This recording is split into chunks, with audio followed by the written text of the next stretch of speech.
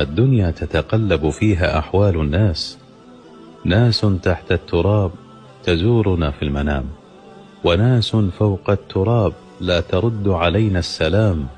قد تسكن قصرا وتضيق بك الحياة، وقد تسكن كهفا ويشرح الله صدرك.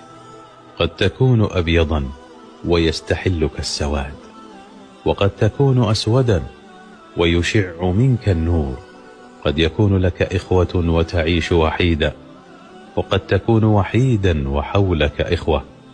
قد ترى الأصدقاء يطعنون ظهرك، وقد ترى الأعداء ينقذون حياتك.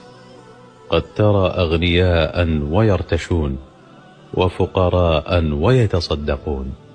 لهذا سماها ربنا عز وجل دنيا وليست عليا.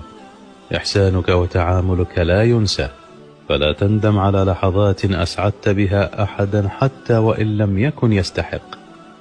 وعندما يطعن الطيبون في قلوبهم يتوعدون بالانتقام، وحين تأتيهم الفرصة على طبق من ذهب تصرخ ضمائرهم العفو عند المقدرة.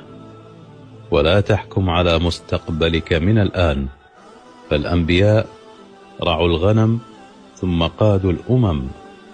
وصحيح أن كيدهن عظيم، لكن نبينا عليه الصلاة والسلام لم يستعذ من كيد النساء، بل استعاذ من قهر الرجال. ستبقى في دائرة الضياع والأحزان ما دامت الصلاة ليست في دائرة اهتمامك.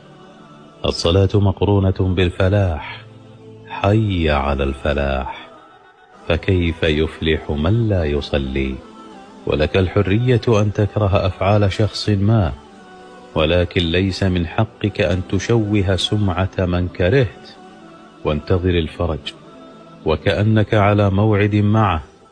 إن يتأخر الفرج لا يعني أنه لن يأتي، فأقدار الله مبطنة بالرحمات، ولكننا قوم مستعجلون، ومحال أن يذهب لغيرك شيء قد كتبه الله لك فاطمئن. وسألوا حكيما: من تحب أكثر، أخاك أم صديقك؟